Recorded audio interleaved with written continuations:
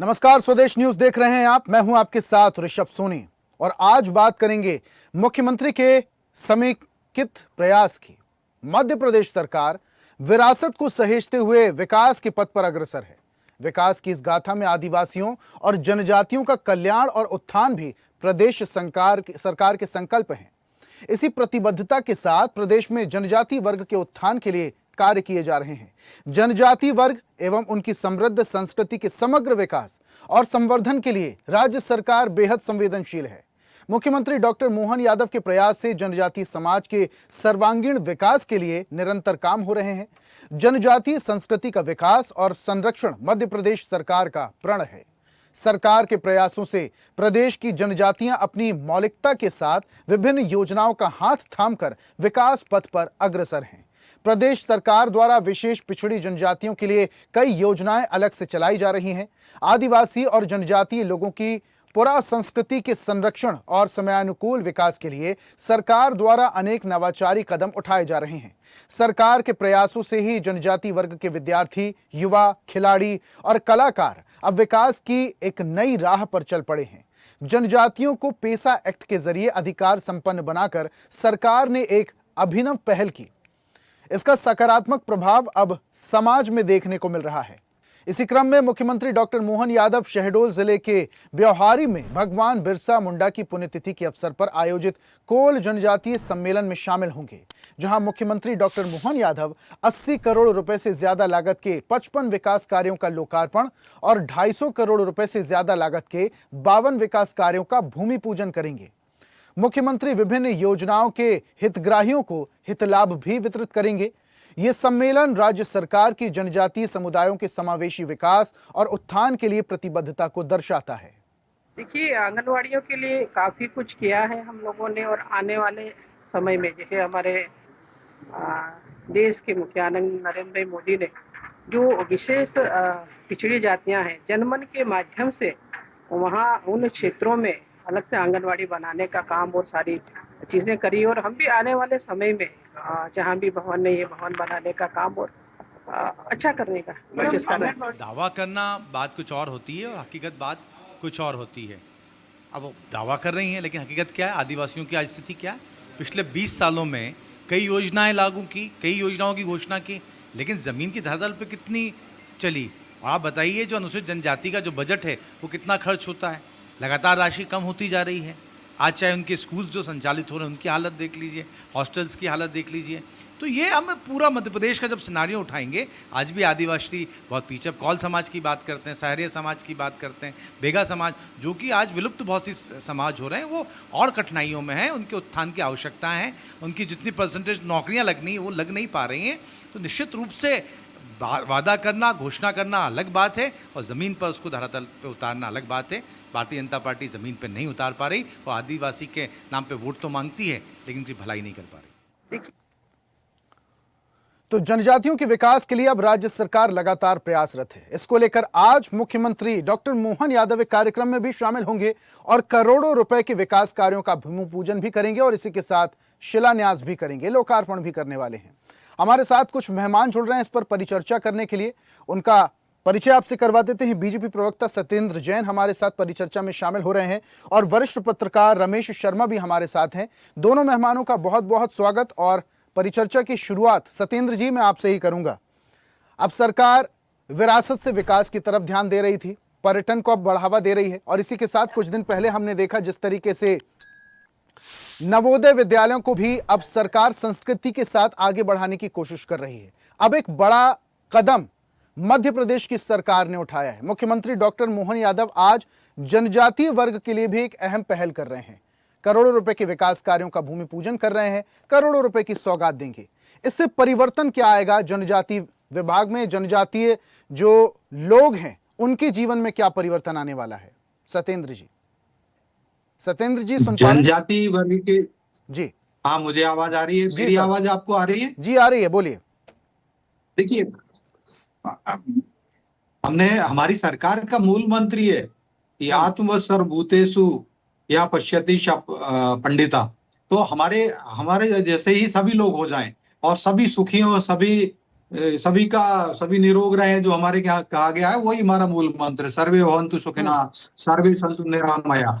उसमें चाहे वो जनजाति वर्ग के बंधु भी हों, या हमारे सामान्य बंधु हों, या अनुसूचित जाति के बंधु हों, और प्राणी मात्रों के लिए भी, चाहे वो पेड़ पौधे हों, चाहे वो पशु पक्षी हों, चाहे वो जलीय जीव हों, सभी सुखी रहें। ये हमारे यहाँ, हमारी संस्कृति ने हमें बताया। उसी श्रृंखला में ही भारतीय जनता पार्टी ये सबका साथ, सबका विकास, सबका प्रयास और सबका विश्वास जीतने के लिए जनजाति वर्ग के साथ में हमने जो अनेक कार्य किए हैं। कोल जनजाति सम्मेलन जो आयोजित किया जा रहा है शहडोल जिले में, उसमें डॉक्टर मोहन यादव जी की ये संकल्पना है। और आप देखिए, हमने जनजाति वर्ग का जो अनुसूचित जाति, अनुसूचित जनजाति वर्ग के जो कल्याण के लिए एक समय कांग्रेस की सरकार थी, जिसको मड्डरधारी सरकार इसीलिए कहते थे, मात्र 1000 करोड़ रुपए का प्रावधान करती थी। आज हमने उसको 70,000 करोड़ रुपए से ज्यादा का प्रतिवर्ष का बजट रखा हुआ है, प्रावधान किया हुआ है। 70,000 करोड़ रुपए वो कहाँ, 1000 करोड़ साल भर के लिए। ऊंट के मुंह में जीरे वाली बात कांग्रेस करती थी। हमने सबसे, देखिए, अर्थस्य मूलम उत्थानम, इसलिए मैंने ये बताया कि अर्थमूल को बढ़ाया हमने जनजाति वर्ग के, अनुसूचित जाति वर्ग के, दलित बंधुओं के लिए जो कैसे हम काम करें, उसके लिए अर्थमूल बढ़ाना पड़ेगा। और अर्थमूल या कोष को हमने बढ़ाया।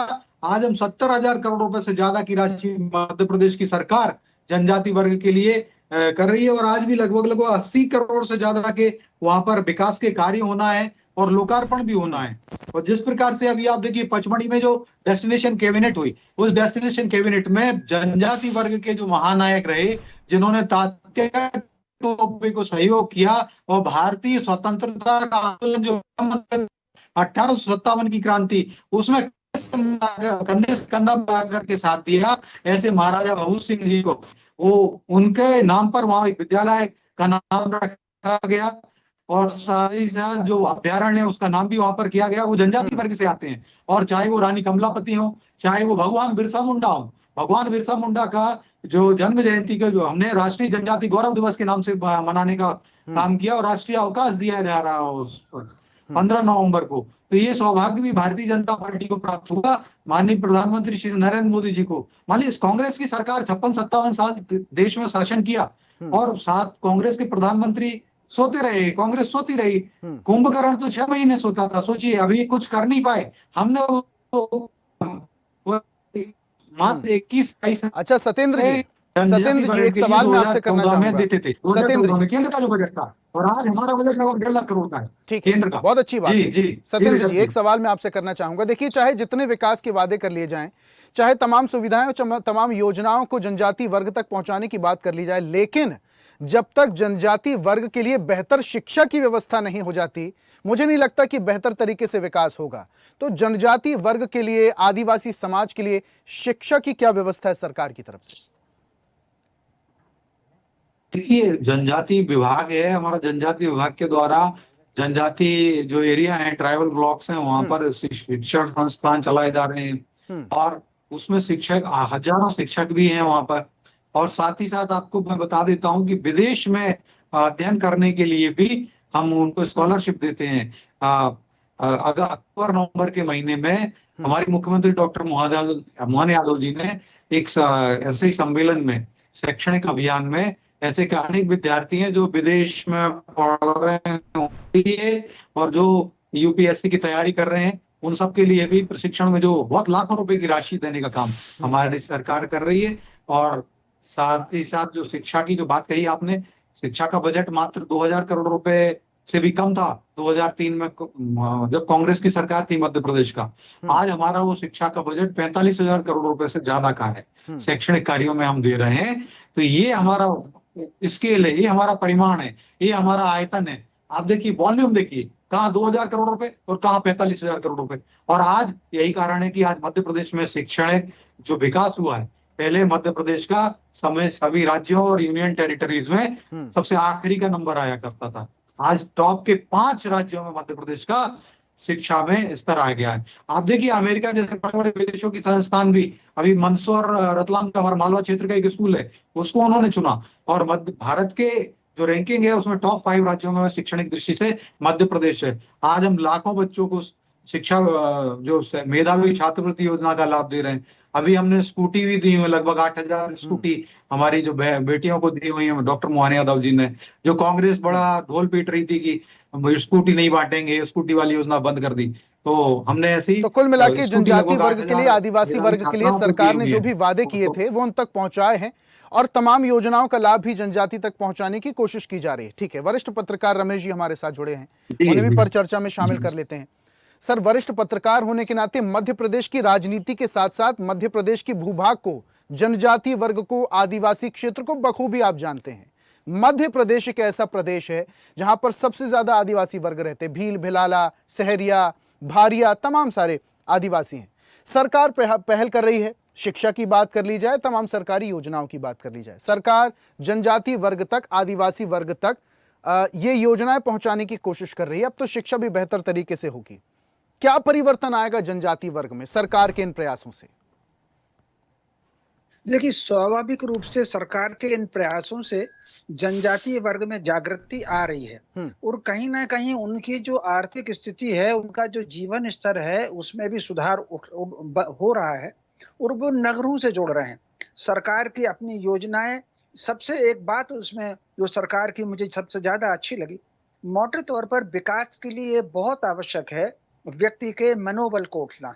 तो जिस प्रकार उन्होंने स्वतंत्रता संग्राम में आदिवासी नायकों को आगे बढ़ाया है और उनके मंदिर बन रहे हैं, उनकी प्रतिमाएं स्थापित हो रही हैं, उनकी चर्चा हो रही है, उनके ऊपर लेखन हो रहा है, ये जो वातावरण बनाया है, इससे कहीं ना कहीं जनजातीय समाज का मनोबल बढ़ रहा है और मनोबल अगर जिसका बढ़ता है वही इसमें उन्नति करता है।